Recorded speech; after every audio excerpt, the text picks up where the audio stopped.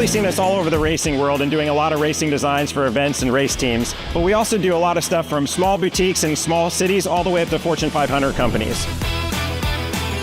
Your brand deserves to be seen. We print on more than just shirts, hats, jackets, bags, and much, much more. Custom corporate branding starts here.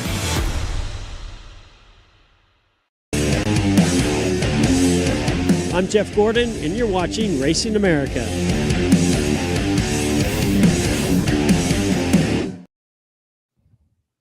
Well, hello, everybody. Welcome to a special Monday night edition, kind of a retro throwback, if you will. It's like old times, right? Our old Monday night slot coming in about 30 minutes earlier than normal. We start at 6:30 on Monday.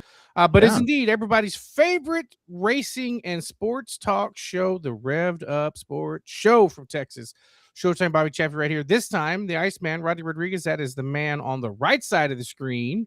And tonight is a very special show, especially for those fans that are drenched and in touch and in tune with the South Texas dirt scene. We have both the South Texas IMCA Modified Series on tonight, as well as the 2026 season release for Texana Raceway Park.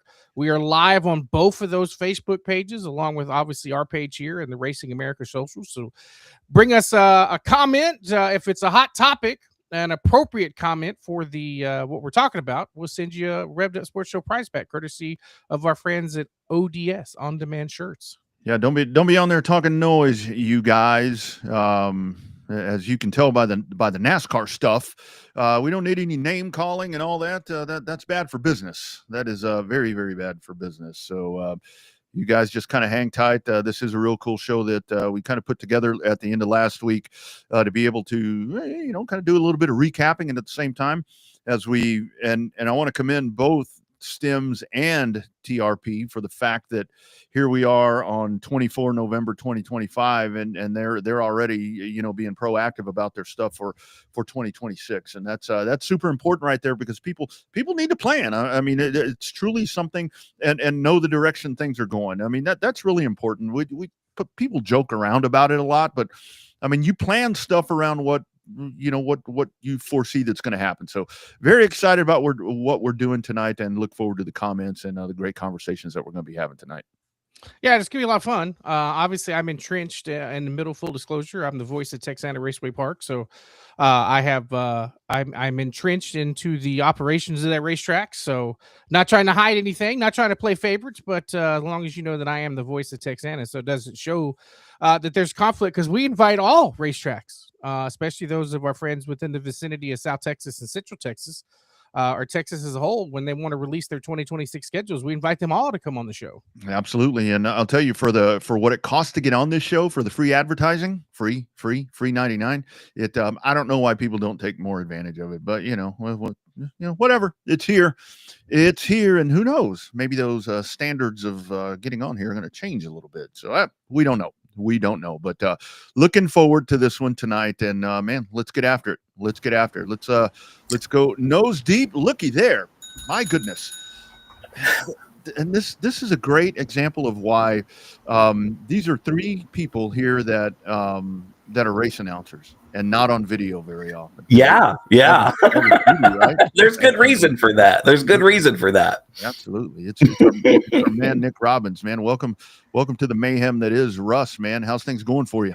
Man, Rodney, Bobby, thank you so much for having me on. Things are going well tonight. I'm looking forward to breaking some news and just talking shop. I know 2026 feels like it's a long way away, but really we've only got about 4 weeks left on this calendar, and we're going to flip the page, and the first of the year is going to be here before we know it. Stuff's coming pretty quick, and we're trying to keep pace. We want to show racers and tracks and fans that we're being proactive. Like you said in the intro, we're trying to work real hard and get out ahead of this thing and put together a good calendar for 26. Yeah, Nick, I'll start it. So let's kind of, we don't have to touch on a lot of 25, but you were actively involved there, the voice of Stems, and you were at every event, I believe. Yeah. So kind of break everything down, man. We talk about it on this program a lot. Car counts increasing. You're seeing folks that are everything's broadening out. Kind of wrap up 2025 before we dive into what's coming up. Yeah, 2025 was definitely a fun year. It was my first year of involvement with the STEM series, and I love it. I feel like Even though I got my start, my very first job was actually at Cotton Bowl here when we moved to Texas. I feel like really the South Texas area has become home. I know a lot of folks know me from calling races weekly down at the race ranch now. Was South Texas Speedway back in the day when I was down there. Had a great time and built a lot of relationships. And really, to me, that's what the STEM series is about, is continuing to foster those relationships and grow some of the talent, promote some of the best talent that I think exists in this state, and bring it to a new and wider audience. And in that vein, we're going to be changing the name this year. We're going to be the Southern Touring IMCA Modified Series. We are planning on covering the whole state. There it is. You've got the scoop right here, folks. This is big news. This is what we're doing. This is what we're looking at. We want to broaden this out, take it to a bunch of different places across this great state. There's some great racetracks really all over the state of Texas, and there's some great modified drivers all over the state of Texas. And we want to bring all those things together and make it big for 26. Absolutely. So Nick, the scope of stuff, obviously, you want to be continue to race with your friends and help bring you to the party. How far north are we talking about? Is that still to be determined? Are we talking about, maybe up as far as Kennedale, Boyd area? We talking, Arklatex, or anywhere that'll have you guys for the 2026? At this point, yeah, we are actively talking to tracks up in that northern Texas area. I mean, if Bubba Rollo want to have us over at Boot Hill, I would love to go there for sure. And we haven't quite made that decision just yet, but we're actively, absolutely talking to some of those North Texas tracks that you mentioned for sure. And we just want to go all over the place, man. We're still putting a schedule together right now. I can't really tell you exactly what's been confirmed, but I can tell you that it's good stuff. Yeah, no doubt about it. And Nick, that's really the thing where you get a series like this, and especially with big mods, like we like to say with the big mods, where you want to see increased growth. And I think the thing that was really impressive about you guys is that even though that you were more South Texas based, that you had invaders that would come in and then that wanted to run with you guys. And the other part with ODS and the money and the purses and all that, kind of talk about that part. I mean, that's really important when it's still a new series. I mean, it is still a new series. It is. Last year was just year 2, so 26 will be year 3 of existence for this. And James and the crew at On Demand have come on strong and really supported this thing, and James really wants it to grow. And I know that y'all have a good working professional relationship with James. He's got his fingers in a lot of pots and really does a lot for racing across the state, in the southern part especially. But I think he wants to branch out and just bring some good racing that we've got in the southern part of the state and take that on the road and see what we can do up north, and maybe entice some of those northern shoes to come down and run with us down in this part of the state. Like you said, the money's good. All of our races are $1,000 to win, $100 to start minimum. And that pay scale is tiered. So the more drivers come and show up, the more money you get to run for. Once you cross that 24 mark, 25 to 39, we jump to $1,500 to win and $125 to start. And if we can get 40 of you to come, we'll pay you $2,000 to win, and we'll pay you $150 just to take the green flag. So I think that that kind of potential, it was really enticing to a lot of drivers. And I think one thing that James and Rachel and myself have really worked hard to do, even in the short span that we've been in the off season so far, is come up with ways to make these drivers feel like they're not our customers, they're our partners. They're not monkeys in a circus. We're working together to bring good, entertaining, competitive racing that not only incentivizes those drivers to come, but also respects their families, their time, their investments in their machinery, in their racing operations. We understand what that looks like to run an IMCA modified these days. You're talking $60,000, $70,000 if you buy brand new parts just to get it on the ground, and that's with no backups and nothing to tow it around in. So we know what that looks like, and we understand the commitment and the investment that this is, and we want to let drivers know that we understand that we respect that, and that we want them to come and work with us, not for us, but with us alongside, to bring great racing to tracks across the state. So, Nick, are you able to explain the point structure, how it works? Obviously, IMCA has a certain amount of points when you get to a racetrack part of the equation. Is it somewhat similar with the touring series? Where you have to do like draw points or draw positions and stuff like that, pill draws and re-racks and restacks and all that good stuff? We absolutely set up every night is pill draw for us. We don't use the point average kind of stuff. It's all draw in for all of our races. I will say that since we are, fully backed and sanctioned by IMCA, we've been in talks with Brett and with Jim up at headquarters for IMCA, and they're behind us 100%. They loved what we were doing last year. They liked the car counts. They liked the racing. And I think that for us working with a group like IMCA, as you boys know what it's all about, it brings us legitimacy. It makes us look like a professional organization. They back their races really well, and they're really good at, that kind of, what's the word I'm looking for? That backup, that associate sponsor. They really work hard to contingency. There's the word I'm looking for. Contingency is what I'm after. They really, really good with that kind of stuff. They know what their racers are putting out. And in that vein, all of our races being minimum $1,000 to win, they are all Fast Shafts qualifier races for Supernats at the end of the year.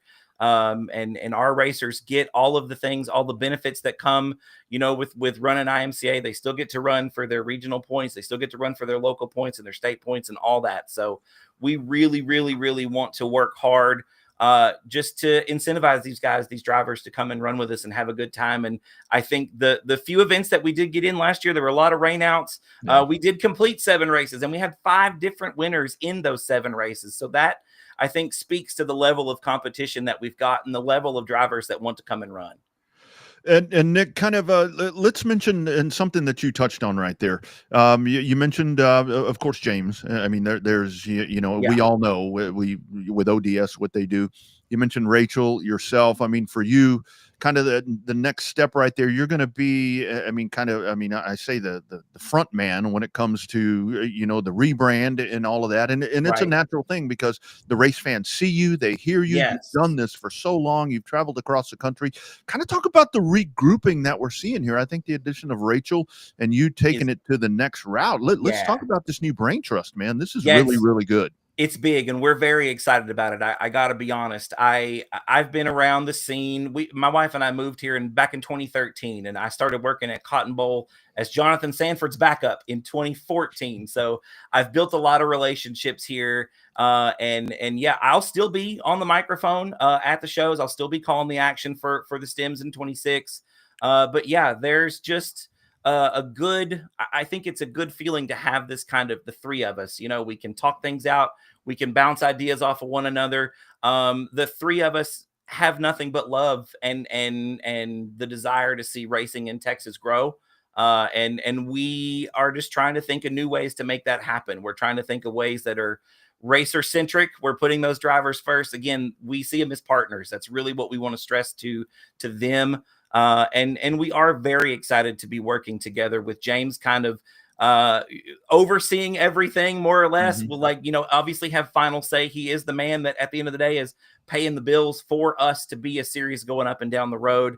And he understands the commitment behind that. I think all of us love the material that we see from him. He's heavily involved in the racing scene in the state of Texas. And we're just really excited to come together and work together as a unit to make this series do nothing but grow. That's all we want to see for it is growth. Absolutely. So, Nick, obviously it's still early in the beginning, but obviously I'm sure the series is no different than just your individual racers about this time of year. Obviously, you're looking for partners to team up with you for the 2026 season. Where's the best place to make contact with you guys? Is it just get with you guys directly on social media? Do you want them to email the series pages, or what's the best way? Any of those things. You can go to stimsracing.com, and there is contact information there. If you're wanting to race with us, there's series registration links are up, and I believe they're current and available. But yeah, if you're looking to partner with the series, we've got some great marketing partners from last year that are coming back that we're talking to right now, trying to put a package together. But yeah, if you want to be part of a series that's growing and is expanding its reach and looking to do so, aggressively this year, I think, and just kind of get out there and see what's up.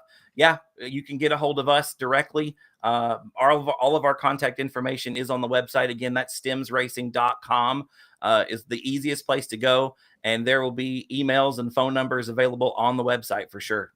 And Nick, I think one of the things that makes kind of with the IMCA tie-in right there, because when you do have, and again, with the series going into year number 3, I mean, it's changed a little bit. Yeah, whether it be the direction or the folks that are kind of running that.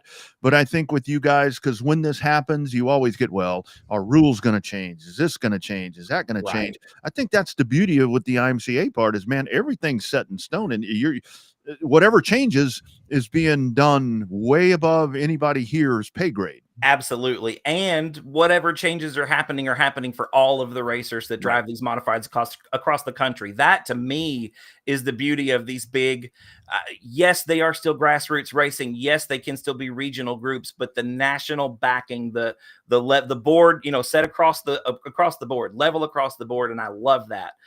Yeah. And it does make that much easier for us. We don't have to sit and ponder deck height and spoiler height and what shocks you can run and limiting chains and all that jazz. We don't have to do that because the IMCA folks have handled that for us. And we are very happy again for their support, their partnership as well. It's big, big, big for us. And it really takes a load off of our shoulders. And that allows us to grow these partnerships with the racetracks, with our marketing partners, and with our drivers and with the fans. Right. That's great to see. Although, really what I would love to see, and it completely just off the cuff and like a dream scenario for me, would be like at Texas Motor Speedway after all the points are done, Stems versus Toms. Like that would just be badass. But you've got me. Yeah, you've got the hair on the back of my neck standing up, Bobby, right now for sure. Like that would be the epitome phenomenal. of Texas. The top of the echelon of Texas racing. Would be right there for that race, but that was just me thinking, looking at the new logo and getting excited. The race director stuff side, are you guys going to bring in your own staff? Are you going to rely on the track staff, or is it still to be determined? At this point, we are looking to bring our own staff. Yeah, I think just the fact that this division, like, yes, you might see, IMCA mods weekly at your racetrack. Part of the reason for the series, though, is that that's not a common thing anymore. You don't see a lot of weekly modified racing across these racetracks, and we are trying to kind of build the class up, build these tracks up, make it feasible for these racetracks to have these shows as often as possible. But yes, I do think just for seamless operation, consistency across all of the events. Yeah, we're looking to have our own kind of crew come in, looking to have a race director come in and do that kind of thing for us at each of our shows. I just think that kind of brings a sense of cohesion and a sense of professionalism to all the shows. And I think that's where we're going to land at this point. Absolutely. So Nick, I know you talked about right there, the schedule's still being worked out. And again, it is, a lot of tracks don't have their schedules ready. So that's part of why that happens. But I would think, that folks should be prepared for, the mainstays that have been a part of Stems up to this point, those, and, our South Texas bunch, yes. I feel pretty confident that they'll be a part of that when that comes to fruition. Absolutely. Yeah, we are looking to have, we're wanting to be about 20 races. I feel like that might sound ambitious, but that's kind of the number we've got bouncing around in our heads to get scheduled. And as we all know, 66% of the races we put on the schedule are probably going to be where we land. So we're looking, you're going to have your rainouts, you're going to have your cancels, you're going to have your dates that for whatever reason don't pan out. So we're looking to land truthfully between the 12, I think 14 to 16 range is where we want to be at the end of the year. We're looking to schedule 20 is the number that we have in our heads. Again, that might sound ambitious, but we really think that this is going to be pretty big this year. So yeah, we're looking Southern racetracks. Absolutely. We are going to be, I know I can go ahead and say that I've been talking with the folks at Texana. We are going to be back on that schedule. Don't have a definite date just yet, but we are going to be back on that schedule. And we're looking at talks with some North Texas racetracks for sure. I wouldn't be surprised to see a handful of dates, north of DFW. So be looking for that. And there, as you both know, as I'm sure you've heard, the rumors going crazy in the silly season. Lots of things are happening. Lots of cogs have to come together for all of these things to be official. So yeah, at this point, it really is just kind of a waiting game. We've been in talks with several different racetracks. I myself have had conversations today and this past weekend with a couple, just trying to put the feelers out there. Hey, we want to bring our circus to your tent. You know, we want to come and showcase what we've got down south and make it look good for the folks up north. And I think that there is some excitement, and I know that we as a crew are excited as well for what 26 looks like. Yes, sir. I know we're already getting the interest is already up. We've even got a 105. Everybody's wanting to know if you're going to go to 105. I'm sure the calls have been out, and it, there has to be a mutual understanding between the racers and the series and the track, because you are a showpiece and you are an attraction when you go to a racetrack. Fans can maybe expect to see a little bit of increase in a ticket price, because your way that the cars are scheduled are built and are ran. The purse, the track has to pay. The person has to pay for the series to be there. We're not trying to pull back the curtain, but it's not like the track just says, "Hey, come here, you race here." Well, the series has got to make financial sense for the series. It has to make financial sense for the race, and the tracks end up having to pay to series to come to their racetrack. That's not just a Stems thing.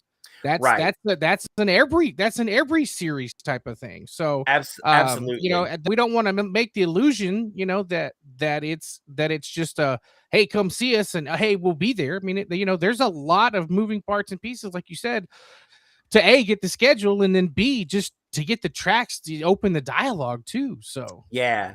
And some of these, they hear a new voice. Like, a lot of people know who I am in Texas, but only because of announcing. I've full disclosure, this is my first go around this wagon as a co-promoter of sorts. I'm developing a new set of skills, and I'm adding layers to existing relationships. So yeah, it does take a little bit of dialogue, is a good word. And I've started some of those, and we've started some of those as a crew. And that's really where we are in the planning phase right now. We have got some confirmations at a few tracks, but really we're just talking to a lot of different people. Yeah. 105, I'll let you know, is on the list of places we would like to be. That is in our heads for sure.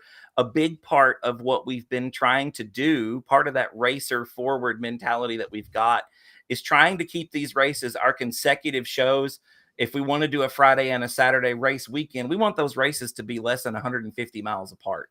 We want them to be, economical, not only for the drivers to get from place to place, but we want it to make financial sense for a racetrack on a Friday night. We know that's difficult in this area in this time. And we also want to have those conversations with racetracks. Like, what's it going to take? What do we need to do? What can we do to help it make sense for you? Because it really, like you said, Bobby, it's got to make sense for all of these people in order for it to happen in the first place. And Nick, I think the one thing, like when you guys come to town, and me growing up, having been a spectator for so long, when whatever series came in, whether it be TIDA back in the day or All Pro or whatever it was, some form of ARCA, it really seems like you guys have done a great job of building that to where it's an event. I mean, this is a series that comes in, you roll up with a merchandise trailer, you've got all of this stuff. And I would think that with the brain trust in full force now, I would think that that's going to be even more expanded. Well, and James is big in that. Like, obviously that's his bread and butter. It's what he does for a living. And yeah, I think the big thing that we bring that makes us so excited is that the three of us really love racing. Yeah. Regardless of what we've done in the past. I know James has been a racer. I've dabbled in driving race cars. I'm much better at talking about them, I will say that. And Rachel's got a great eye, not just for photography. Obviously, that's how most of us know her. But she's also got a great eye for what drivers need. She's got a great ear for what they need, and has a great sense of making accommodations for those needs. We want the drivers to understand that truly we are here to work alongside them. It's not like a customer and salesperson relationship. Like I said, we're fostering these relationships together and growing this partnership to make these races something truly special that does involve a merchandise trailer, which, if you want to be a partner and you want to see your company's logo scattered across at racetracks across the state, you can get contact us. We'll get you on that trailer for sure. It's going to get rewrapped, and we're going to go with all new stickers and all new designs. So if you want to see yours as part of that, you can contact us for sure. We'd love to have you on board. But yeah, there is an excitement. There is an air of it is an event. It is a show. It took a while, I think, for me to tap into that this is the entertainment business. Like, yeah, it's racing and it's fun and it's exciting, but that is the business, is the excitement, is the entertainment. And truthfully, our customers at the end of the day are the race fans and the racetracks.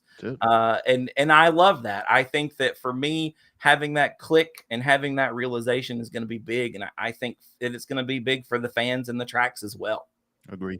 Yeah, I think at the end of 25, that unsanctioned, yes, highly promoted big mod race at Cotton Bowl during Oktoberfest was anything to lead into 2026, in addition to the rebranding, the new thinking, the new expansion and stuff like that. I think that was a fantastic way to end 25 into 20 to lead into 26. So I think that you guys are on the right track. Obviously, we're excited to help and be, somewhat partners with you guys, as always, with the mutual business relationships that we all have with On-Demand Shirts. So I'm excited, Nick. I mean, I know we'll get a chance to work together in the tower down at Texana, hell, maybe even a couple other places, depending on who's shaking out. I know you had to fill in for Milton there at Cotton Bowl for the Oktoberfest. You filled in for me when I was at a football game too. So, you're a man. You wear a lot of hats, my man. Racing is truly a place where I find joy, guys. And I think that honestly, Rachel and James and I have had this conversation, and not to get mushy and emotional, but this world is crazy and race cars just have always made me happy. And I think that James and Rachel kind of feel the same way about it. And if we can bring some smiles to some people in a crazy world like we live in right now, I think ultimately that is what we want to do. And yeah, I have worn a lot of hats since I was a little bitty boy and my daddy took me to the races for the first time. I knew then, literally at like 4 or 5 years old, that I wanted to be involved somehow. I never really knew what that looked like then. But I had a shot back before we even moved to Texas. I got to call some races back home in Arkansas, and that was a natural fit. It really felt like a duck to water, and I've enjoyed traveling across the country and hitting just about every track in this state for sure. And just, talking about race cars. They go fast. They make a lot of noise. What's not to love, right? Yeah, absolutely. It's a way of life right there. You get that stuff in you, and it's hard to get away from it. Absolutely. Last one for me, Nick. Of course, there it is right there. Southern Touring IMCA Modified Series, the rebranded series right there. But that part changes, the logo changes, but I think the consistency and everything that you've seen from this series and the growth will continue. So for you, with this next step, so I think where you have a great advantage right here is that you have seen this across the country in so many different places, where you see how this series operates, how this racetrack operates. I think that's kind of in your portfolio. Have you, a lot of folks want to do stuff the way we've always done it here, and that's not necessarily the way to do it the right way from time to time. Yeah, no. And I think that this industry has been monumentally resistant to change. And I'm not saying that everything about it needs to change, but I do think that just the way that we as promoters see the relationships that we have with the groups of people we come in contact with, the drivers, the tracks, the fans, those need to change. I think that the mentality of promoters is sometimes to come in, if it doesn't make money, it ain't worth doing. And one thing that we, and I understand that, yes, the dream is to make money in this industry. And I think that the three of us have seen enough of it to understand that the only way to make a small fortune in racing is to start with a large fortune in racing. Like we're honestly not setting out to make a bunch of money. I'm not doing this for a living. I'm doing it because I love it. And I think that James and Rachel have that same kind of mentality. And our racers, our drivers that we're working with on this series, none of them do it for a living. This is a hobby that they love. It is an investment that they deem worthy of their hard-earned dollar. And we understand that. And I think that just that approach alone is going to go a long way in building bridges. Now, what we do with those bridges after they're built is on us, and that will come in the future. And it will come with its own special set of hiccups and challenges that we look forward to, I think. Absolutely. Well said. Well, Nick, like I said, good luck. I'm sure I'll see you at least once, if not twice, down there in For Flag sure. City, USA, and the Texas. sure. And best of luck to you, Rachel, James, the whole crew. And damn, I'm excited. I'm excited. too, man. I think it's going to be a hell of a 2026 season for Stems. It's shaping up real good. We're very excited about it. Once again, if you want to get on board, you're a marketing partner, you're a racetrack, reach out. Website right now, stemsracing.com. All of our contact information is up there. Cell phone numbers, email addresses, it's all right there for you. Go ahead and grab it. Once again, stemsracing.com. Guys, thank you so much for having me on. And I look forward to doing it again in 26 for sure. Absolutely. We'll definitely work hand in hand with you guys, and looking forward to the success, man. Congratulations, and let's go get it, dude. Kick some ass. Thanks, right, boys. man. Appreciate it. Take care, Nick. Yep. You bet. There he goes.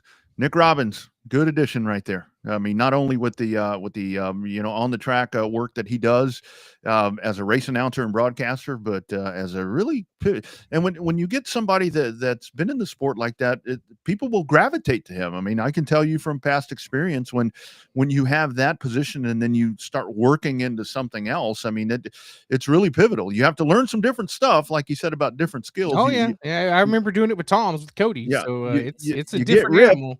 Yeah, the people that you think are your good friends, they call you a piece of shit from time to time, but it's all in good love. You know, you can drink a Busch Light with them afterwards, and it kind of all goes away. But looking forward to what they're doing, man. And I absolutely love this right here, Southern That's Touring. Great.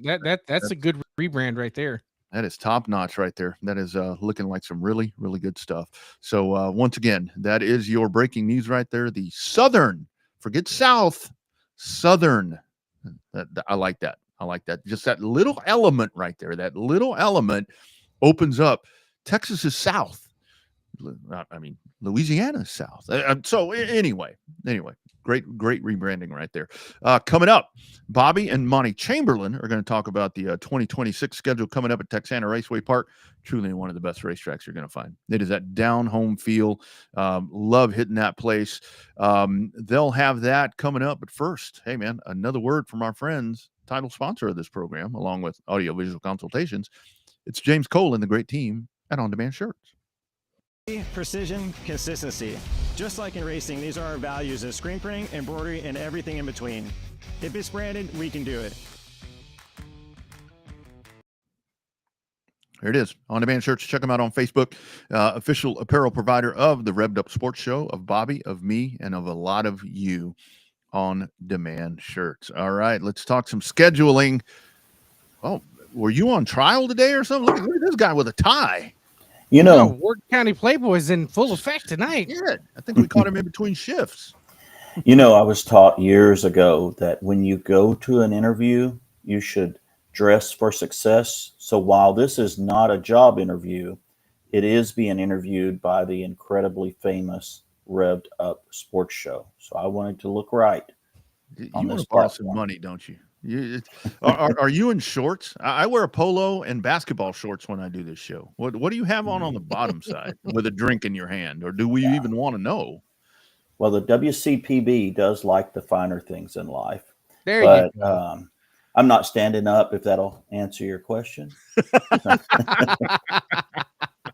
Love it. Love it. All right, guys. You were part of the Texana Brain Trust, so I'm going to give you guys the floor. I'll step in the background here and work on some stuff. Boys, let's talk some TRP in 2026. Let's do it. All right, Monty. Well, it's good to have you on. Obviously, we've been texting back and forth for almost daily, feels like, which is not necessarily a bad thing. But I know that you have been hard in the scenes. And before we release the schedule, just talk about some of the nuances, if you will, and some of the challenges of trying to determine which direction you wanted to go for 2026 after a remotely successful 2025 down there in Flag City, USA. Yes, sir. I'll kind of give a quick review of that. So 2025, we would call a success, especially when we wrapped it up with the banquet. Cord and I have said, something that a lot of tracks like to do. It's tough to coordinate, but we had a free banquet for the drivers. We had cash prizes for the top 3 in each class of the 4 big cars. We had trophies for the top 3 in everything. I think maybe 5 trophies with a couple of sponsorships for the go-karts. But that recharged our batteries. The season overall certainly had its challenges and some things we learned from with weather. Very, very challenging. But what the positive takeaway was, our team, that most of them have been working there for years. Our team accomplished the goal that Cord and I had, which was a little unique from many tracks. We wanted to, with Cord being the financial source and the overseer of all of the physical aspects of the facility itself, and me behind the scenes doing the communications, and even I do all the communications with the staff. Our goal last year was to have that staff operate basically as an independent entity on race night. And without having one person there conducting with the wand, the goal was for each entity, each segment of the operation to run their part of the show. And everybody did so phenomenally. Once in a while, of course, we would be available. And if we were there at the track, either one of us were there, we'd be the go-to if a crisis occurred.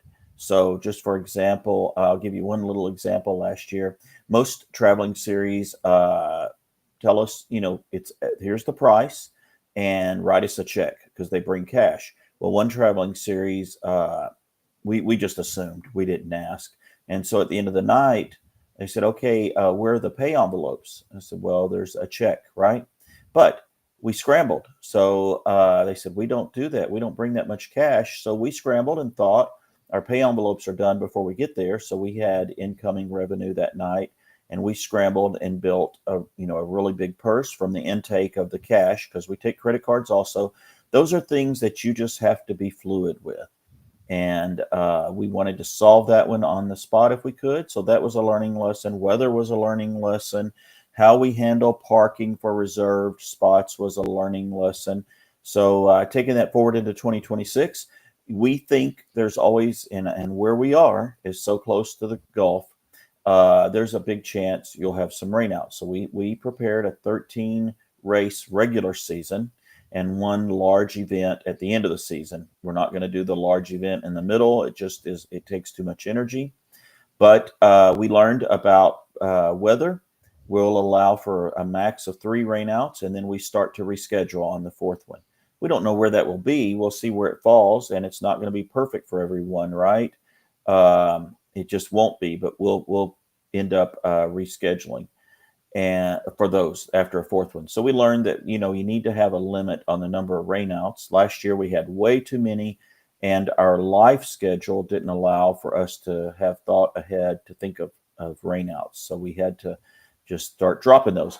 The other thing is with parking on a large show, we did a better job this year of letting anyone know who buys reserved parking spots that those will be good at all regular season events, which will be from the time we start until the last race in September. And then the last show would be open parking. And reserve parking seems to work very well at our place for a lot of folks. I've already sold 63 reserve spots out of the 125 spots we have. That's right on track for last year. So that's very, very good. We are getting ahead of the game with the schedule, like we did last year. And there's a driver for that with us. Why are we so early?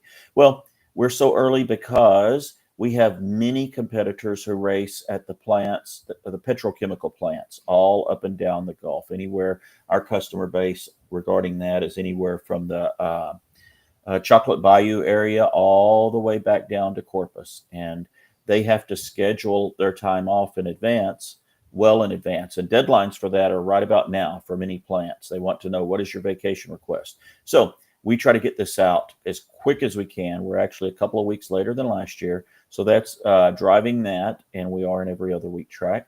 But we learned, for us anyway, we have to get this out pretty early so competitors that work in those industries can schedule off. Well, without further ado, obviously I got a chance to see it. Actually, I see it last night, actually, for the first time.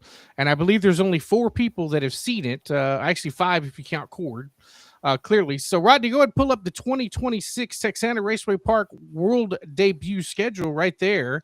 And Monty, the thing that I noticed right off the bat, and it's a different take than what we did last year, is that the opener on March the 14th and the season finale on September the 12th are double point nights.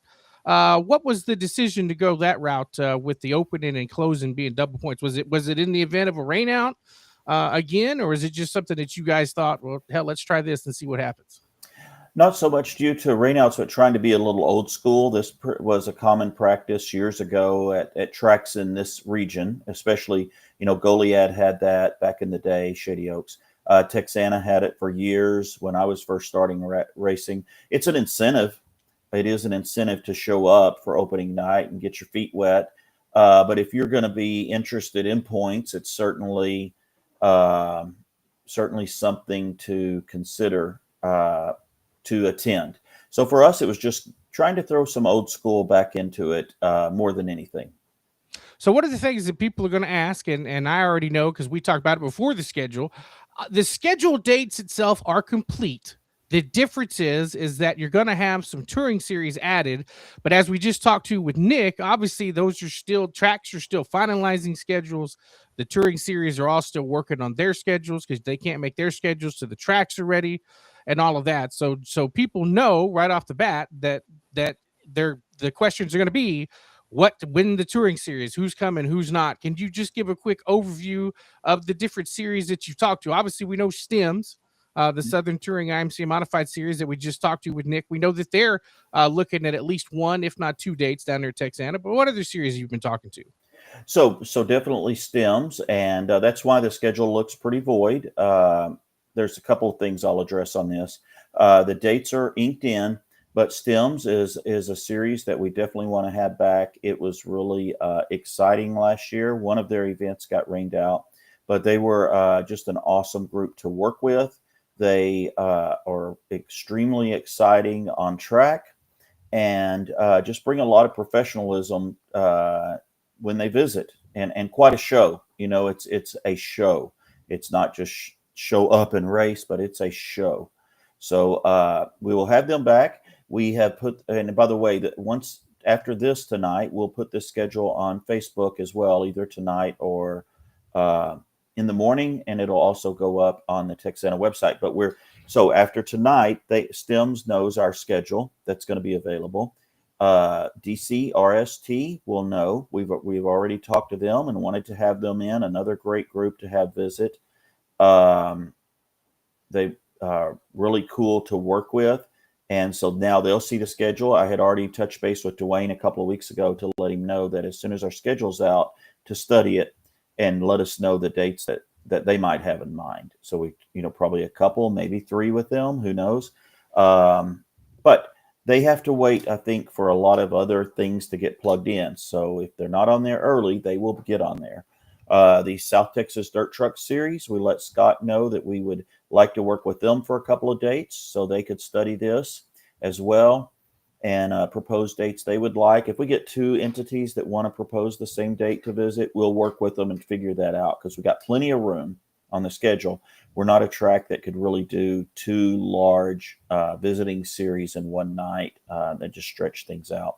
And also I've talked to Teresa Waller about having the SUS Sprint Series in for one night this year, and she'll study this. She has to also coordinate based on IMCA schedules, coordinate with 105, because if there was a home track, that's kind of their home track where a lot of the guys come from in that area. We've had a couple of other groups, not really series, approach us, but I have told those folks. So like we've had someone ask us, can you bring mini stocks there? Can you bring micro sprints there? Historically, those kind of groups don't bring many cars if we've ever tried it. So we're going to be asking them, and I have, to have a point person to rally the troops if they want to visit. They'll also see our schedule, look at that, and we would need a commitment of X number of cars, which I've told them we couldn't do a visiting class with 4 or 5. That wouldn't be a good show. But I think that's the main series, so that makes up those 4. we'd be willing to talk to anybody who actually could either rally troops or has a series that they can tell us how many cars they could bring. So I noticed the obviously the sponsorship nights obviously had a really good group of people sponsoring the racetrack last year. A lot of those have already been on the schedule on this limited schedule here, and I think that there's always room for more. Easiest way for people to get in contact with you guys down at Texana to potentially expand the marketing budget for their business or expand their brand down there with the racetrack. Yes, and I'd like to talk about that for a second. I meant to kind of cover that in that long blurb I had about the visiting series, but on sponsorship specifically, we have Thursday started reaching out to potential sponsors. The names on here, for one reason or another, they've signed on with us in for one of our offerings, so to speak, for a sponsorship. So just kind of glossing over this, and then I'll also go over what the opportunities are. But TECC Roofing and Renovation has purchased a sign that'll be at the track. That's one of those in the general admission, but plus they also purchased the naming rights for the season opener. Anybody who does that, by the way, if you purchase the naming rights for an event, or if we get you on there for one reason or another, you will get the suite for the night with beverages and snacks stocked in there, and you get 6 general admission passes for your group. Second night, March 28th, Rodney Koenig, who's done some of those rental race cars that Tony Blankenship does, he has a fishing tournament in the at Lake Texana, which I believe is in May. But Chasing Whiskers Catfish Tournament, that's done by Rodney Koenig, and he purchased a night at the races specifically. So that's why his name is on there. Moving down, Victoria Equipment Auction, night at the races. They have purchased a night. They did that last year. They got those naming rights. May 30th is a new company, but it's an entity we've worked with before under a different company name, veteran-owned company called American Hero Treasures. They do liquidation for estates and sells, online sales and so forth. Sound really exciting. Buy storage units and resell those, the commodities in them, and so forth. So really excited to have them on board. They have the reason they're on here. They get a night at the races because they purchased the naming rights for Hobby Stocks. So the same gentleman I was working with last year, he is this guy with a new company. So Hobby Stocks are now named, and that'll be shown soon. Moving on down, I don't see it on here yet, but Caney's Welding has purchased E-Mods, and he will get a night at the races. That'll be filled in on here. We have Lance and Martha Toller returning for the the naming rights for the Texana Clash, and as you can see on there, so we are just now, as of last Thursday, and then we plug these in real quick over the weekend, we're just now scratching the surface. And so we have a lot of sponsors that were with us last year. We feel pretty certain will return, and we hope to gather new sponsors. And here's the opportunities that will be available. And we have a marketing staff member. The opportunities are, we're going to give the 4 class sponsors, and we feel like all 4 of them, we got 2 of them out of the way. We feel like the other 2 will return, but they'll get a night at the races. Okay. Plus they get a sign when they sponsor a class. You could purchase a small sign in the general admission area. That's the ones near the fences. We are now going to be having the opportunity, taking a page from Cotton Bowl. I went up there and visited with Marianne and H and saw the back straightaway. Cord and his team are going to be prepared to build a framework and offer back straight signs that'll be huge. It'll be behind the back straightaway, not right up against it, but behind it. He owns more property there, and he's going to build the framing structures if we sell those. And those will be the highest, most expensive thing we sell, but it is extremely visible, extremely large. And our marketing staff member will be reaching out to folks on that. And finally, any other things folks have ideas on, or the marketing staff member comes up with, everything is fair game to get companies out there and recognized. Yeah, I know we had talked about it before, or text back and forth. You could expect some of the same nights that you've experienced at Texana over the course of the last 4 or 5 years. We'll look at having the Easter egg hunt. Obviously, the back to school bash is on there. Those are two pretty heavily attended nights and very popular nights within the Jackson County community and Edna at large. So I know we'll have a couple of those events there that look forward to that. I know that Easter one. That's one, because we don't race on Easter this year. Probably be taking place probably that March 28th race, I would imagine. But talk about the reasoning behind the schedule. Obviously, we're not racing on some of the bigger holidays, but a lot of it has to do with just economics. And then, like you said, there's that work-life balance between you and Cord and some of the staff that you just have to make that work with the schedule that you wanted to put together. Yeah, I know historically the track is raced on sometimes on an Easter weekend or a July 4th weekend. Frankly, it's this. I'm sure a lot of the staff appreciate it, but it's for us personally. We are not ones who want to be at the racetrack on those major family holidays. So we're going to commit to our other lives. So we will not race on Easter weekend, and that was kind of the design of plugging it in this way. We will not race on 4th of July weekend, nor Memorial Day weekend, nor Labor Day weekend. And there's one example in here, if I remember correctly, where we're going to have a 2-week off period so that we avoid around the Labor Day weekend, and then we jump back on track again. So we more or less, it's an every other week schedule for 13 points nights. With one exception, if I counted correct the other night when I was looking at it on the calendar, there'll be one situation where we have a 2-week gap, if I remember correctly. Yeah, it looks like the end of August is on the 22nd for race 12, and then race 13 takes about 3-ish weeks without looking at the calendar, going to the season finale September 12th. So I think that's probably the one that you're looking at there. So yeah, and I think everybody might appreciate a breather by then, that last push going into the final. Yeah, and it's going to be the hot portion of the summer. Those June, July races will be pretty intense. In terms of the obviously that's breaking news about the signs on the backstretch, which would be pretty cool. Any other breaking news facility wise that y'all are ready to talk about, or is it just going to be a wait and see till you get there on March 13th? I think for me it'll be a wait and see at the moment, but Cord does something every off season. There have. The things we've talked about in the past was the new press box or scorekeeper press box, the general admission restrooms 2 years ago, the refurb and the AC added to the pit restrooms this last off season, lighting in the pits. We don't have sound in the pits. That would be a major undertaking, and it would help, but it's a big undertaking. The concrete barrier Cord put around the track, that was a major undertaking. The drainage in the back, which has been phenomenal to help shed that water off. But I don't know 100% what his plan is in the off season just yet.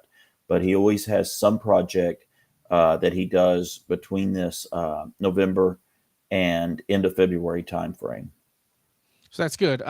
Best place for people to get a hold of you, just through Messenger or through most people. I mean, you're not a hard guy to find on social media or at the racetrack. What's the best way for people to get a hold of you in terms of the sponsorship opportunities?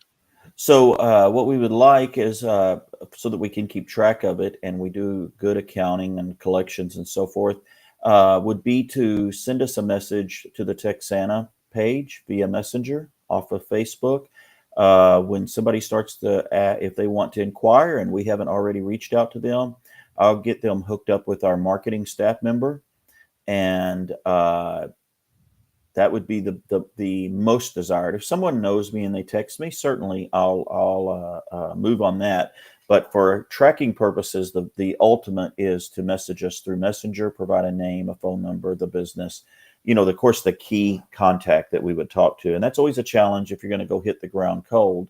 You show up at a business, you kind of need to know who the decision maker is, because you could get pushed off if you don't get to the right person. Well, I know that I'm excited that the schedule has been released because then it makes me plan my 2026 season, and then I get a chance to kind of foreshadow different views and stuff that I can go to when I'm not racing, because people get surprised when I show up at other racetracks. They're like, "You're not racing this weekend. Why are you here?" I'm like, "Well, because I'm a race fan and I want to be here to help any way that I can." So I know that you venture off to some of the other South Texas racetracks, just like you did this weekend. What's up with that braking deal? I thought you had that fixed on that left rear, glowing like a glow stick at a Harlem Globetrotters nights out race. What's going on with that, man? Well, I'm one of those lucky drivers, hired shoe, so to speak, that get to drive one of Tony's Blankenship's cars when he's not renting them. And I had that first, I drove it for him in, I think it was the end of August, and first had that problem. He took it back to the shop, worked on it, thought it was repaired. I came back and brought it to the Clash, and maybe it was September. And then October, I brought it to the Clash. We were running good and started having the same problem. This weekend, which I'm going to deviate for just a second on a personal note. So this weekend, we went down there and we were crap in practice night. We really just were going backwards. So we tightened up the car. I came back Friday and went from 5th to 1st in a matter of several laps on the first heat race. The second heat race, I was outside, or where was I? Outside pole, and went to 1st. And TJ Sullivan kind of almost had the same path. He started about the same depth in each of his heat races and won them. So I won both heat races. He won both heat races.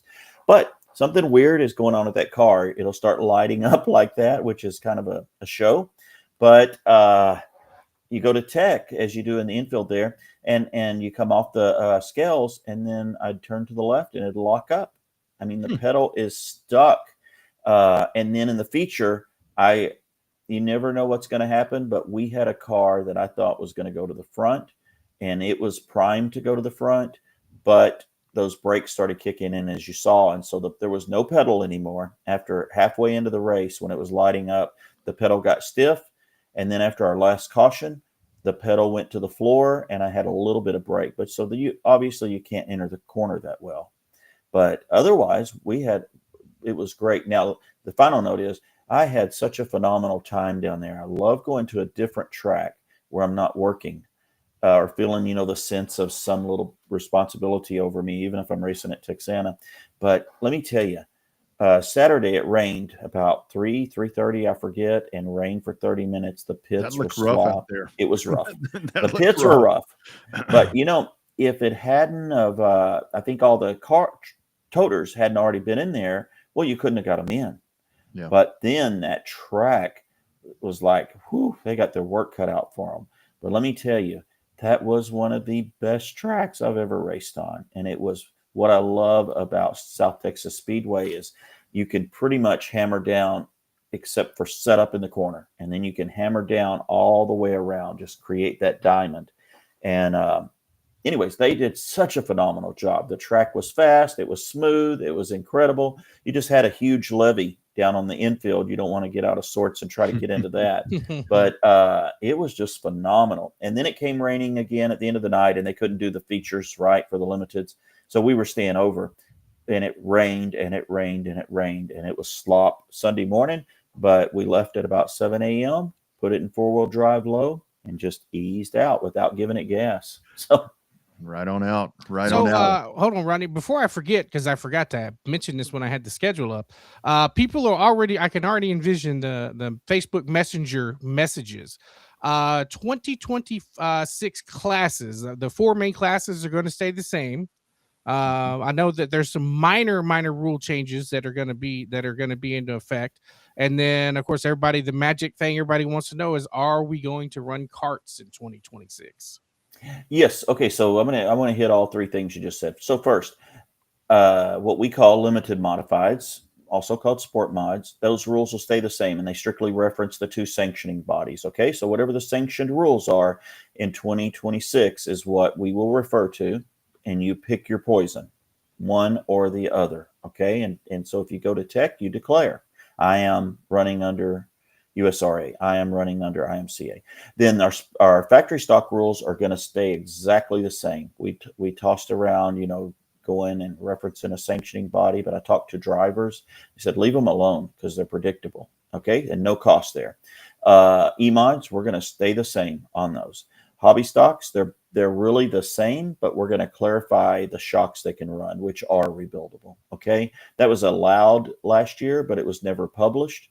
And if anybody ever asked, we told them, but we are going to go ahead and put that in black and white to make it clear. That is the only change for those 4 classes. Go-karts, yes, they'll be back. We're going to change up where they run, and that'll be make a few people happy and a few people upset, but we can't continue to do what we were doing and have either a timely show or anything at all at intermission. We kind of have to cancel everything else, but we are going to have them.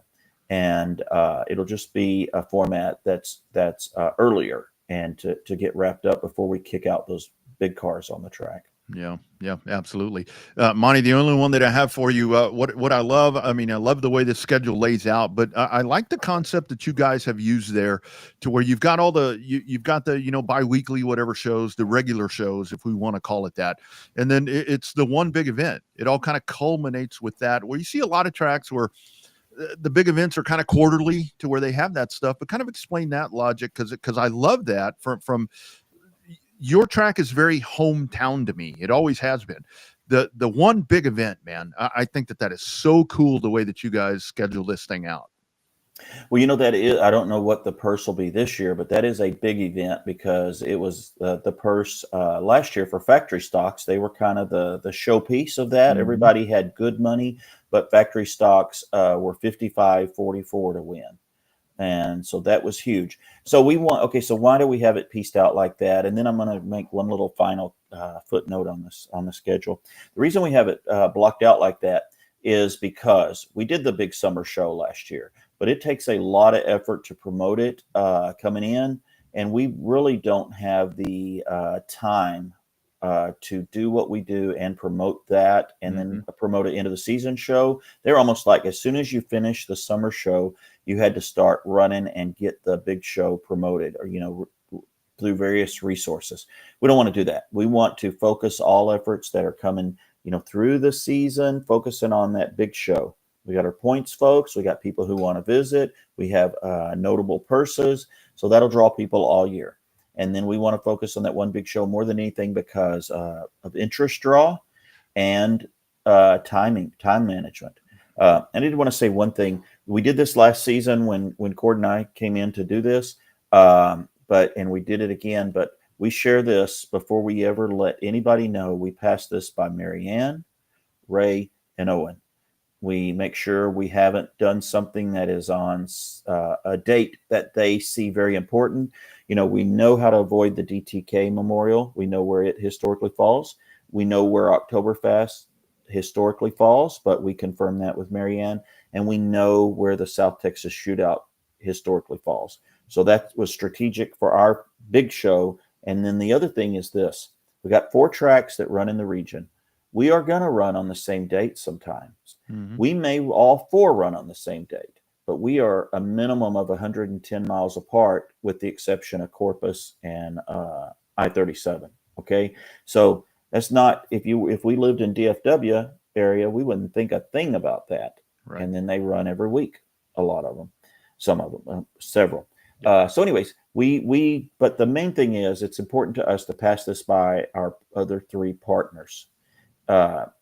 So that we're not scheduling something where they said, man, I just really need you not to do that. And so that's how this checked out. And that was important to us. That's good. I mean, obviously I know, like I said, had a little bit of the behind the scenes action, just being behind the scenes with some of the stuff I'm privy to with the text with you, text with Cord, text with the dream team, as you like to call us.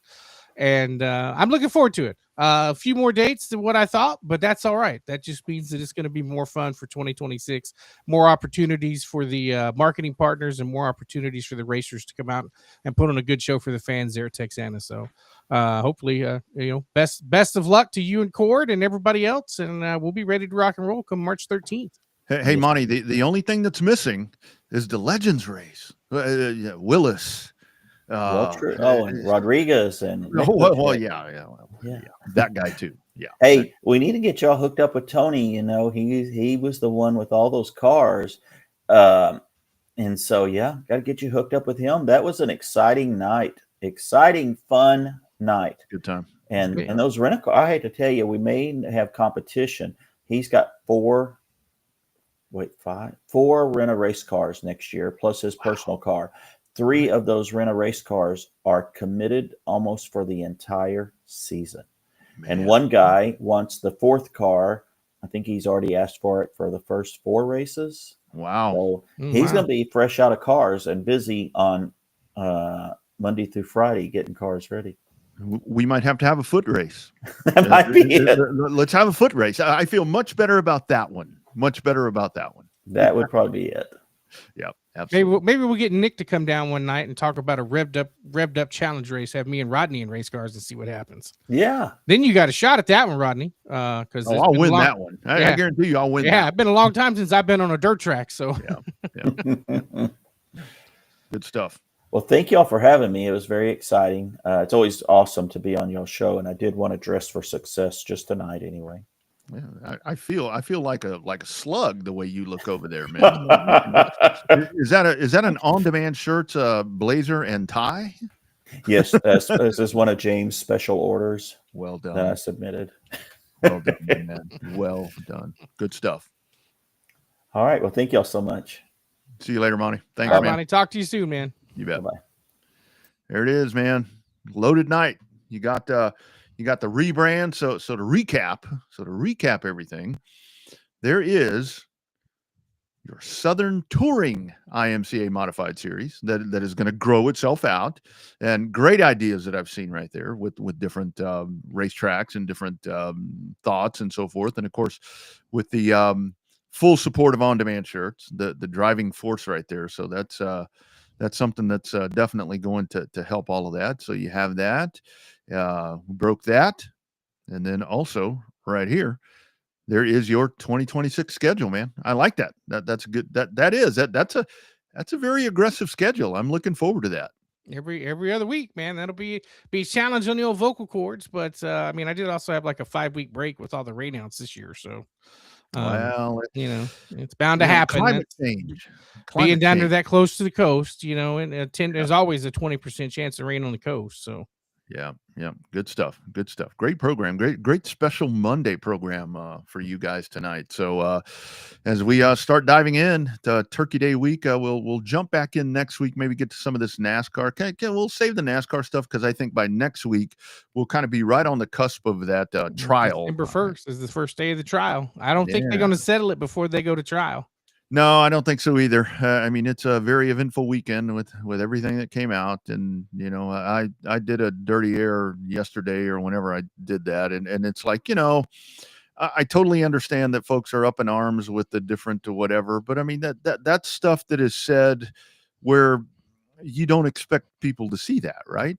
Yeah. I mean I don't expect people to see our text messages. So I don't think most people want their text messages made, public record. I mean that's it's not a good look. It's not a good look. The SRX thing is the one that I go back to. That was, and I talked about this. It was yesterday, to where it was like, I think a lot of folks are like, "Oh my God," but I think that NASCAR, I think that the Steves were kind of in that conversation because it was us that wanted SRX to supersede and replace NASCAR. And they see what we're talking about, and they're gradually going to go into that mindset. So I think that's a lot of why that conversation happened. Well, and the main draw of SRX was mainly NASCAR, current and former NASCAR Cup stars. Absolutely. And I totally get that. I totally get to where they're a little pissed off about that, to where it's like, those are our people out there that this new regime, and to me, it never was that it was going to, I thought it would help. I mean, if you had a Saturday night show or whatever, and you saw those people, I mean, I thought it was always going to be a help, but I think that those empowered people were convinced that it was going to be a bigger threat than it was going to be a help, and here we are with all this time. So yeah. And I'm fully sure right now that NASCAR, even the charter system, I think was in good faith to help the sport. I think right now they're like, we shouldn't have done that. Mm-mm. We shouldn't have done that shit. I mean, I know that's what I'd be thinking, and I'd text that to anybody right now. Yeah, no shit. Yeah, absolutely. Absolutely. All right, man. Turkey Day week. I'm on the road tomorrow. Got to make one stop, finish off this phone ordeal, and we'll get that done. And then I think probably for me for Thanksgiving, a little different this year, I'll probably be having a McRib, which I'll take. Yeah, right. Well, you do like the McRib, so I love the McRib. I don't know. I'm actually off tomorrow and on Wednesday. Then, of course, obviously Thursday and Friday. Got to take care of some Caldwell County stuff that I texted you about later. And then gonna, like always, between toys and tools, I'm always in the mood to clean and organize my garage. So I got to work on some of that. And obviously, I've got the new PlayStation that finally came in. So NASCAR 2025, here we go. So Takes up some time, man. Takes it up some does. time, don't It does. Yeah. Yeah, it's weird. I've got one setting where I kick their ass, so I bump it up a setting, and then they kick my ass. So I don't know which setting I want to keep it on. So, oh man, I just put it on the hard one because it's I laugh at myself now. It's like and all the responses. I mean that's the cool part. So, and so we definitely had a lot of tell us what you think tonight. So you folks be looking here in the next couple of days. We'll get one of those winners, or we'll get all those comments determined, and then we have to go over and check the Racing America feeds on X and all of that, and maybe we'll pick a couple and we'll get some hats and caps and all that good stuff sent out, courtesy of our friends at On Demand Shirts. That's right, best in the business. Yeah, absolutely. All right, friends, enjoy your Thanksgiving time. Enjoy that Thursday. Family, football, food. You pick the order. It's all those F's. Fun stuff on Friday. And so I guess no, there is no race. Is there racing? I'm sure there's racing somewhere. But anyway. Supercars run Adelaide on Saturday with Austin Cindric.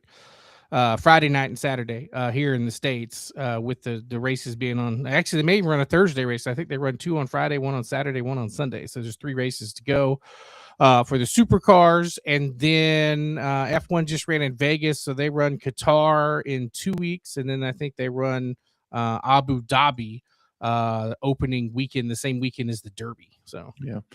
And say what you want to say. A lot of people in Vegas. Enjoying it. I know Friday. I think Friday the F or free practice 1. It looked a little dense. But on Saturday race day, it was jammed. Jammed just like you expected. And Verstappen wins by 16 seconds, and everybody still loves it. Don't understand that. Well, then they FVG wins by 15 seconds. And people are about to burn the house down in NASCAR. So yeah, but that dude's a foreigner, man. We're rednecks. We're rednecks. According to the Steves, we are. Yeah, we're rednecks around here. Even me, I'm a redneck around here. So, all right, you guys enjoy your Thanksgiving holiday. Who you got on Friday, Black Friday? I'm assuming you're going to go for the Longhorns over the Aggies. Oh yeah, Texas wins. Yeah, absolutely. Texas will win by 10, I think. So yeah. A&M has yet to shit the bed this season. At some point, they're going to. It may happen on Friday. They played nobody, man. Yeah. Well, that's going to be the downfall of Texas. Texas is going to win that game, and then that's where the whole thing about A&M hadn't played nobody. Honestly, A&M looks pretty solid. Yeah. Texas can't stop anybody right now. So we shall see. All right, friends, enjoy that Turkey Day. Don't eat too much. Enjoy that little bit of downtime because it's balls to the wall getting going here very, very soon. And we look forward to doing this again next week. Be sure and check out the socials. And thank you very much to Nick Robbins, Rachel Plant, James Cole, everybody that put that stems together. That very honored to be a part of that rebranding right here live on the program. And, of course, to Monty Chamberlain. With Texana Raceway Park, Cord Beard, everybody doing all of that. And Bobby, you working to get all of that done. And good show. Look forward to doing more of those. Look forward to do, as we said, 80 Track, feel free to reach out and we'll work on setting up a special show for you guys as well. Open invitation, racers, tracks, everybody. All you got to do is contact us and we can make something happen. Well, hold up on that racer thing. You never know what might get announced. People might want to announce on that's here. True. Yeah, that's true. Yeah. I'm having a baby. We don't. Yeah, that's best for your own private social media. Just post that on Facebook. Yeah. Just post that on Facebook.